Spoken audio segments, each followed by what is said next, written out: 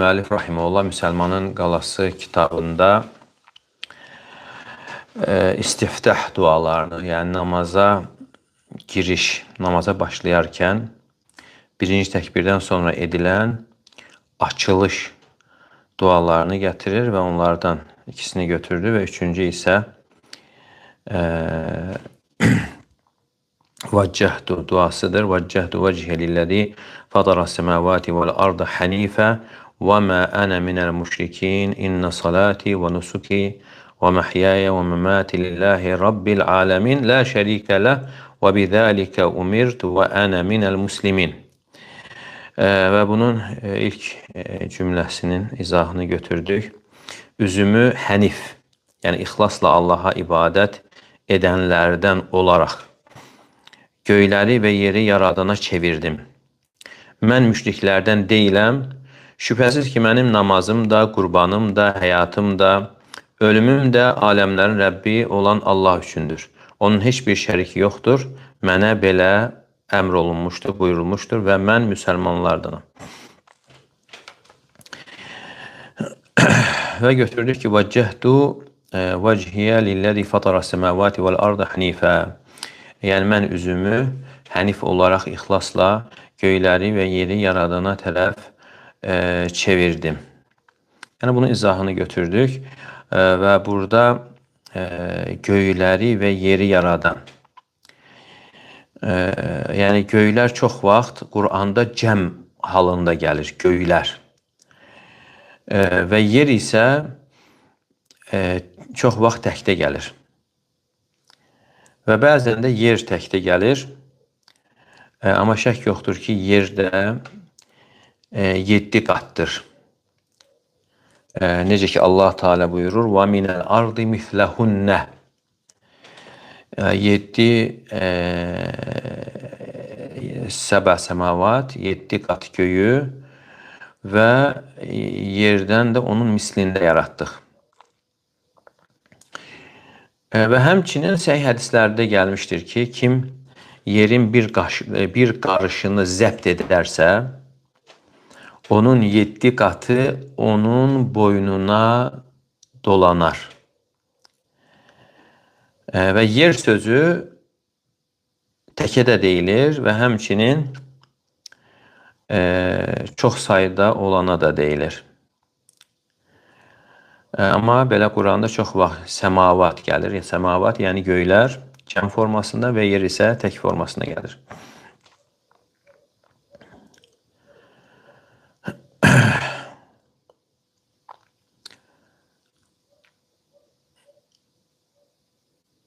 Bundan sonra müəyyən fərziyyələr var. Yəni yer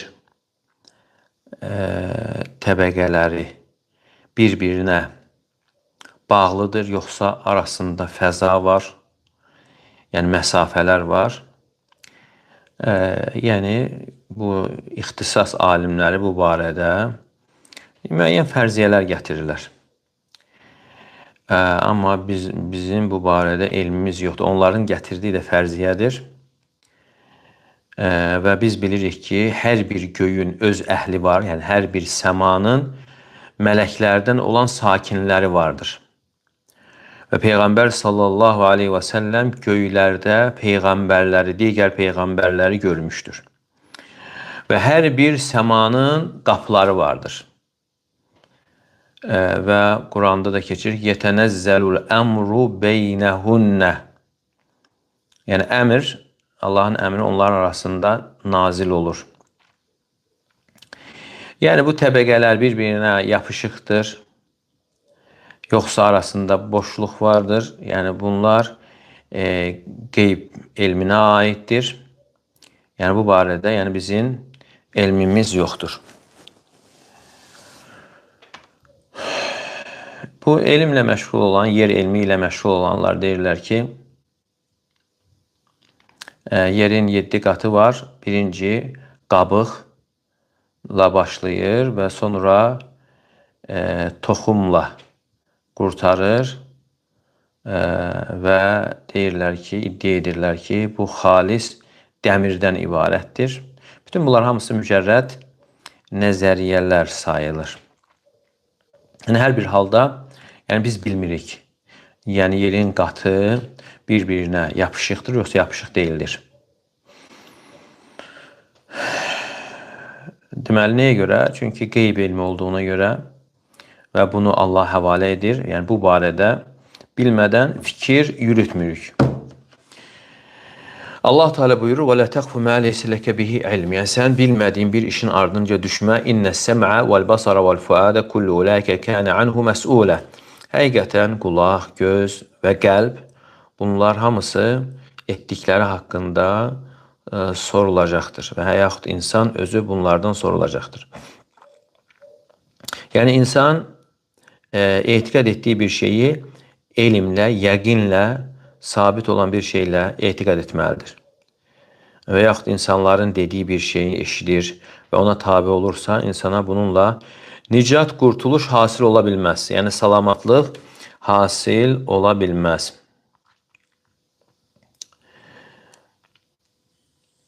Deməli, yenə qeyd olunduğu kimi, yəni bu gətirilənlər hamısı fərziyələrdir, nəzəriyyələrdir. Deməli, "Vəccəhtu vəchə lilləzi fətərəs səmavati vəl arda hanifən." Mən üzümü göyləri və yeri yaradana hənif olaraq yönəltdim, çevirdim və bəzi rivayətlərdə isə ziyadə vardı ki, muslimən, müsəlman olaraq, təslim olaraq. Hənif sözünün mənası nədir? Elm əhlindən bəziləri deyir ki, hənif sözü hənəf, yəni meyl sözündən götürülmüşdür.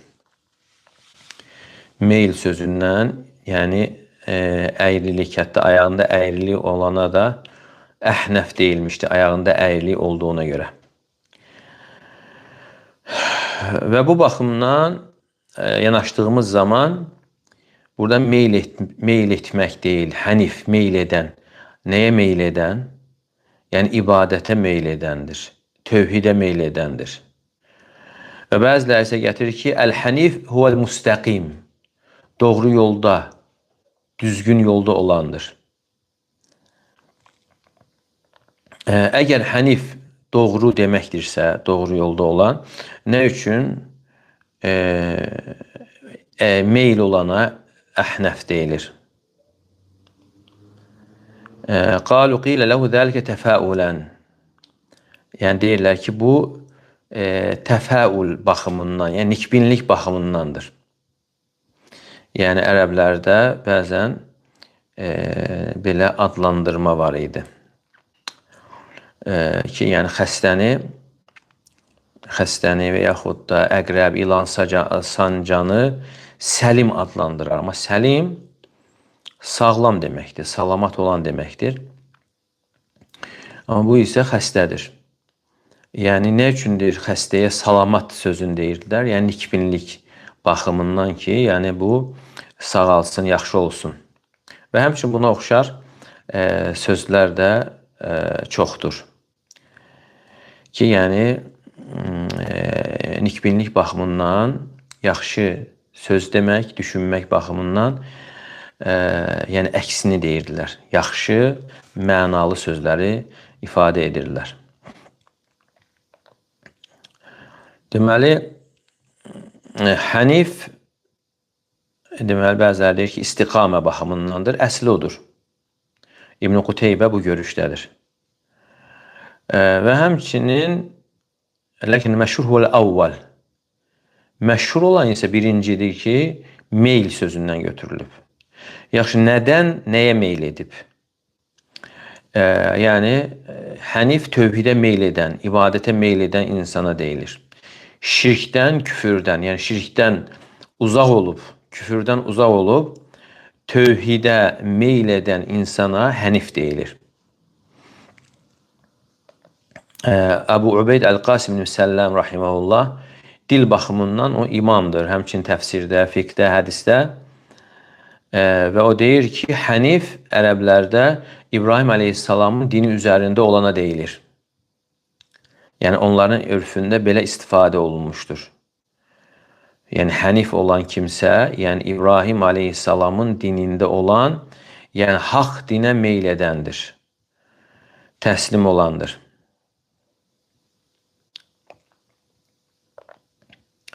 Yəni bunun meyllə, yəni hənif sözünün meyllə nə kimi əlaqəsi vardır?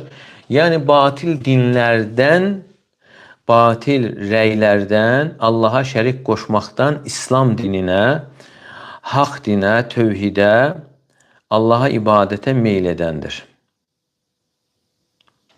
İxlasa meyl edəndir.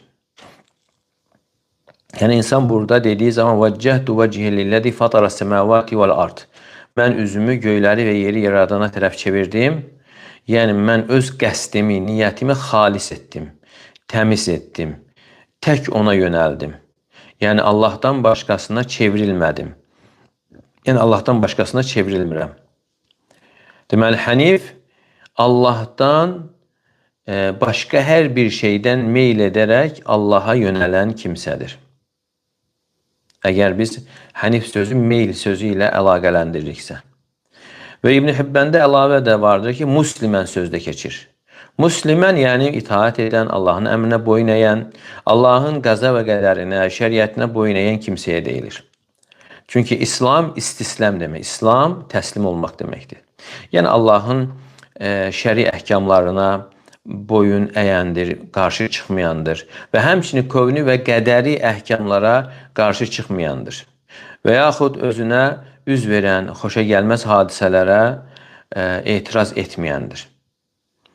Yəni şəri əhkamlara gələndə ona təslim olur.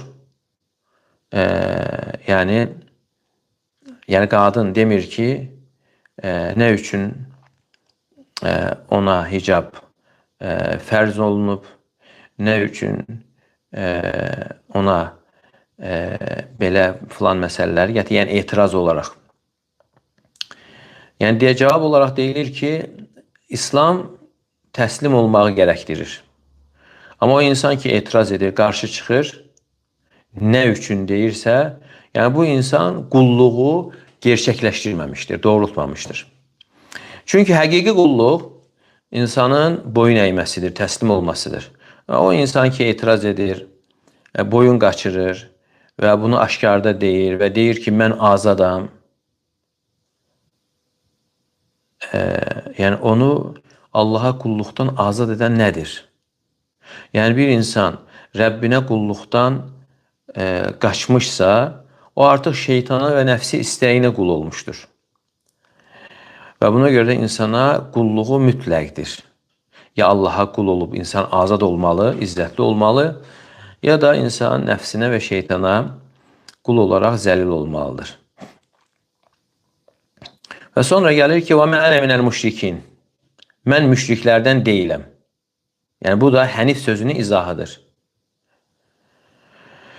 Yəni küfürdən, şirkdən, Yahudi və Xristiyanlardan, hər bir batil dindən mən uzağam deməkdir. وَمَا أَنَا مِنَ الْمُشْرِكِينَ. Mən müşriklərdən deyiləm. Yəni müşriklər bütlərə ibadət edənlərdir, kitab əhlidir, Yahudilərdir, Xristiyanlardır. Və bunların hamısı bura daxildir. Müşriklər də, Yahudilər də, Xristiyan ki, onların özlərində də şirk olmuşdur, onlar da müşrikdir. Və digər küfür tayfaları da daxildir. Çünki Allah Teala buyurur ki, وَقَالَتِ الْيَهُودُ عُزَيْرٌ ibn Allah. Yahudilər dedilər ki, Üzeyr Allahın oğludur. وَقَالَتِ النَّصَارَ الْمَسِيحُ ibn Allah. Xristiyanlar isə dedilər ki, Məsih Allahın oğludur. Və həmçinin digər ayədə buyurur ki, لَقَدْ كَفَرَ الَّذِينَ قَالُوا إِنَّ اللّٰهَ ثَالِثُ ثَلَاثَ. Allah üçüncüsüdür deyənlər kafir oldular. Demək bunlar da müşriklərdən, kitab əhlidir, amma müşriklərdən olurlar. Kim Allahdan qeyrisinə ibadət edirsə, artıq Allaha ibadətdən kənara çıxmış, yəni şirkə meyl etmişdir, yəni müşrik olmuşdur. Və şeytana, nəfsi istəyinə ibadət edən sayılır. وَمَا أَنَا مِنَ الْمُشْرِكِينَ. Bu duada keçir ki, mən müşriklərdən deyiləm. Yəni elə bir ki, bundan əvvəl keçən sözü daha da təkid edir. Hənifəm, müsəlmanam və müşriklərdən deyiləm.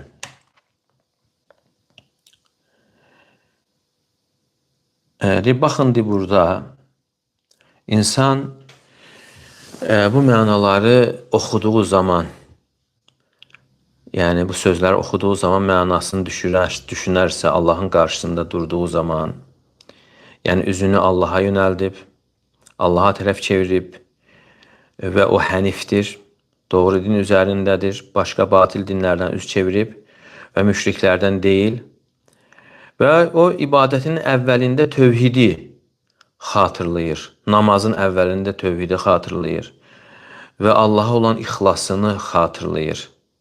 Namazını bununla açır, bununla başlayır və həmçinin öz nəfsinə xatırladır ki, onun namazı, onun həyatı, ölümü hamısı Allah üçündür.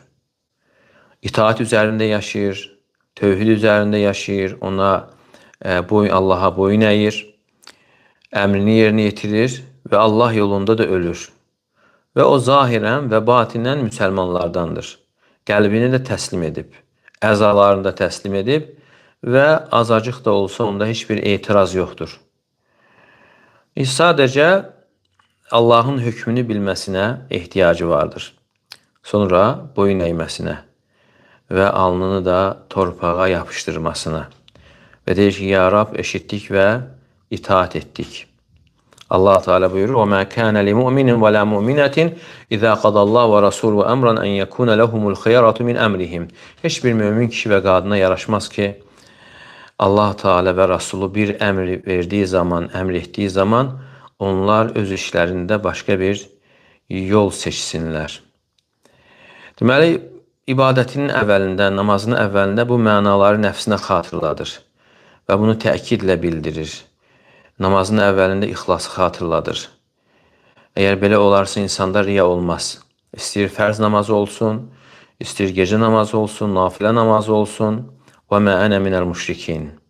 Mən müşriklərdən deyiləm. Yalnız insan yalancı olarsa, onda riya olur və bu da ən böyük yalandan sayılır ki, insan Allahın qarşısında durur, namazını böyük yalanla açır və deyir ki, mən hənifəm, müsəlmanam, müşriklərdən deyiləm deyir, amma görürsən ki, insanlar görsün deyə əməl edir, insanlar görsün deyə namazını bəzəyir, əməlini bəzəyir və yaxud da Allahdan qeyrisini çağırır, dua edir.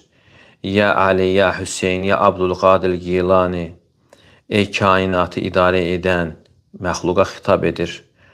Allahdan afiyet istəyirik. Sonra deyir ki, وَجَّهْدُ وَجْهِيَ لِلَّذِي فَطَرَ السَّمَاوَاتِ وَالْأَرْضَ حَنِيفًا مُسْلِمًا وَمَا أَنَا مِنَ الْمُشْرِكِينَ. Mən üzümü hənif olaraq, müsəlman olaraq göyləri və yeri yaradana ixlasla çevirdim və mən müşriklərdən deyiləm. Yəni, əgər insan bu sözləri deməklə sonra Allahdan qeyrisini çağırarsa, riyakarlıq edərsə, yəni bu insan artıq öz-özünə müxalif olan, dediyini pozan birisi sayılır. Bu da böyük bir yalandır. Bu ibadətlə başlayır və bu sözlərlə başladıqdan sonra gərək insan dediyi sözlərin mənasını da qorusun. Deməli, burada insan göyləri və yeri yaradana tərəf qəlbini yönəldir və insan qəlbinə baxmalıdır. Qəlbi hara yönəlib? Boş arzulara, yoxsa dünyanın ötəri malına, namazda daşınmaz əmlak haqqında fikirləşir, torpaq haqqında, səfər haqqında, gəzinti haqqında, yoxsa namazda yemək haqqında fikirləşir, əyləncə haqqında, yoxsa evladları və zövcəsi haqqında düşünür. Ona görə insan bu sözü dediyi zaman وَجَّهْدُ وَجْهِيَ لِلَّذِي فَطَرَ السَّمَاوَاتِ وَالْأَرْضَ حَنِيفًا. Mən üzümü göyləri və yeri yaradana tərəf çevirdim dediyi zaman baxmalıdır, qəlbi namazda hara çevrilib? Rəbbinə çevrilib, yoxsa qəlbi başqa bir vadidə dolaşır? Və çox vaxt xuşu haqqında sual verilir. Namazda necə xuşunu əldə edə bilərik? Əgər insan namazın əvvəlində belə bir başlanğıcla başlayırsa, necə xuşunu əldə etməsin? necə ola bilər ki, əgər bu mənaları düşündüyü halda qəlbi başqa yerə yönəlsin? Vəccəhdu vəcihi, mən üzümü göyləri və yeri yaradana tərəf çevirdim. Yəni, insan Rəbbinin qarşısında belə bir sözü deməyə həya edər, əgər qəlb başqa yerdə dolaşarsa. Dili ilə deyir ki, mən üzümü, bədənimi, qəlbimi Rəbbimə tərəf çevirdim, sonra qəlb isə vadilərdə, başqa vadilərdə dolaşarsa, insan bu sözü deməyə həya edər. Və buna görə də insan öz nəfsinə nəzarət etməli, qəlbinə baxmalıdır ki, qəlb bu anda hara yönəlir? Bazara, şəhvətlərə, nəfsi istəklərə, yoxsa göyləri və yeri yaradana tərəf yönəlir. Və namazın açarı, başlanğıcı yalanla olmamalıdır, yalan iddia ilə. Və bu Allah Teala'nın qəzəbinə səbəb ola bilər. Və yaxud da namazının geri qaytarılmasına, ibadətin qəbul olunmamasına səbəb ola bilər. Yəni, üz Allaha çevrilsin, amma qəlb isə başqa yerə. Yəni, insan üzünü Allaha tərəf çevirirsə, başqa şeylərdən də çevrilməlidir. İstəyir namaz olsun, istəyir digər əməllər. Və həmçinin nəfsi istəklə bağlı olan işlər. Və insan namazında Rəbbinə tərəf yönələrək, Rəbbi ilə münacatda danışıqda olur və qəlbini başqa bir şeylə məşğul etməməlidir. Və həmçinin insan hənif dediyi zaman və iddia edir ki, o hənifdir, müsəlmandır və müsəlman da Allaha təslim olandır. Hədisdə də Peyğəmbər sallallahu aleyhi və səlləm buyurur ki, Əl-muslimu mən səliməl-muslimunə min lisani və yedi. Müsəlman o kimsədir ki, digər müsəlmanlar onun dilindən və əlindən salamat qalar. Əgər o insan belə deyilsə, o yalancı sayılır. Və buna görə də qulun üzərinə düşən vacib olan öz halını islah etməsidir. Keçmiş əməllərinə görə peşman olmasıdır. Və hər dəfə əzmini, yəni niyyətini yeniləməlisidir ki, yəni gələcəkdə olan əməllərini daha yaxşı yerinə yetirəcək, islah edəcəkdir. Və bir çox insanlar namaz qılır və namaz qurtardıqdan sonra gedir və interneti açır və orada artıq günahlara düşməsinə səbəb olur.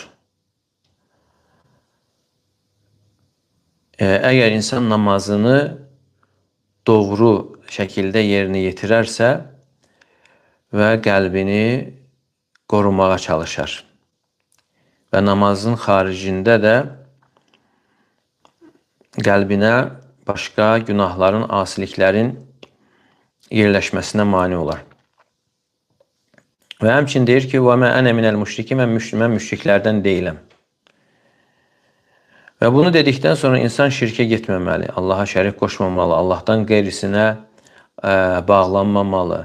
Nə gizli şirk, nə də kiçik şirk, riyakarlıq və bunlardan uzaq olmalıdır. Allah Teala buyurur, فَمَنْ كَانَ يَرْجُ لِقَاءَ رَبِّهِ فَلْيَعْمَلْ عَمَلًا صَالِحًا وَلَا يُشْرِكْ بِعِبَادَةِ رَبِّهِ أَحَدًا. Yəni, kim Rəbbi ilə görüşəcəyinə ümid bəsləyirsə, salih əməl etsin və o Rəbbinə ibadətdə heç bir şey ona şərik qoşmasın. Ona görə insan bu mənanı xatırlamalıdır, hiss etməlidir. Və həmçinin qəlbinə baxmalıdır ki, qəlb insanlara çevrilməsin. Yəni, insanlar onu tərifləsin, onu şişirsinlər, nə namazında, nə də namazın xaricində. Şirkdən uzaq olmalı, azından, çoxundan, gizlisindən, aşkarından. Yəni, insanın xilası yalnız ixlasla olur. Xilas, ixlasladır. Və ibadət xalis Rəbbi üçün olarsa, artıq orada şirkə və riyaya yer qalmır. Və Allah Teala'dan istəyirik ki, hər birimizə ixlası nəsib etsin, özünü zikr etməyə, özünə şükr etməyə və özünə gözəl ibadət etməyə yardım etsin.